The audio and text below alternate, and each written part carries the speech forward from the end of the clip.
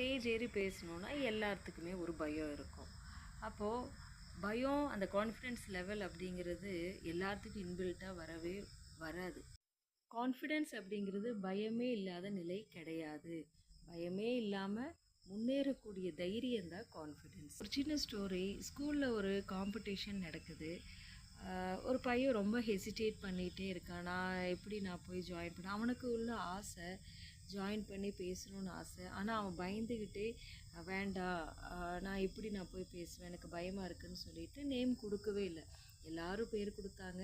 இவன் மட்டும் கடைசியில் நின்று பார்த்துட்டே இருந்தான். அப்போ ஒரு மேம் கேட்குறாங்க, ஏன்டா உனக்கு பேசுகிறது ரொம்ப பிடிக்கும் தானே, நீ ஏன் பேர் கொடுக்கல அப்படின்னு சொல்லி கேட்டதுக்கு அந்த பையன் சொல்கிறேன், இல்லை மேம் எனக்கு பயமாக இருக்குது, நான் தோற்றுருவணும்னு ஒரு பயமாக இருக்குது, நான் மேலே இருந்தாலே கை கால் நடுங்கும், என்னால் பேச முடியாது அப்படின்னு சொன்னான்.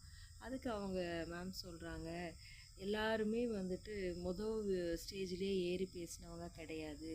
நீ 1000 ஸ்டேஜ் ஏற தான் நீ பர்ஃபெக்ட் ஆக முடியும். ஸோ உன் நேம் கொடுன்னா அவனும் தைரியமாக போய் பேர் கொடுத்தா. காம்படிஷன் அட்டன் பண்ணுறான், ப்ரைஸ் எல்லாம் வாங்கலை. ஆனால் ஒரு ஃபஸ்ட்டு முயற்சி அவன் எடுத்து வச்சான். அதுக்கப்புறம் அவனுக்குள்ள ஒரு சின்ன கான்ஃபிடென்ட் வந்துச்சு. ஒவ்வொரு காம்படிஷன்லேயுமே அவன் நேம் கொடுத்து பேசிக்கிட்டே இருந்தான். ஒரு குறிப்பிட்ட ஒரு 1 இயர் 2 இயர்ன்னு சொல்லிட்டு எல்லா காம்படிஷனில் அவன் ஜாயின் பண்ணதுக்கப்புறம் ஒரு நாள் அவன் ப்ரைஸ் வாங்க ஆரம்பிச்சிட்டான். அப்போ அவனுக்குள்ளே ஒரு சின்ன கான்ஃபிடென்ட் வந்தது. மேலே மேலே அவன் முன்னேற ஆரம்பிச்சிட்டான். இதே மாதிரி தான் எல்லாருமே நம்ம பண்ண முடியுமா, செய்ய முடியுமான்னு டவுட்ஃபுல்லாக இருந்துகிட்டே இருந்தோமா, அந்த பயம் இருந்துகிட்டே தான் இருக்கும். தைரியமாக ஒரு அடி எடுத்து வச்சு அதுக்குண்டான கிரவுண்ட் ஒர்க் நீங்கள் பண்ணிகிட்டே இருந்தீங்கன்னா கண்டிப்பாக ஜெயிச்சிடலாம்.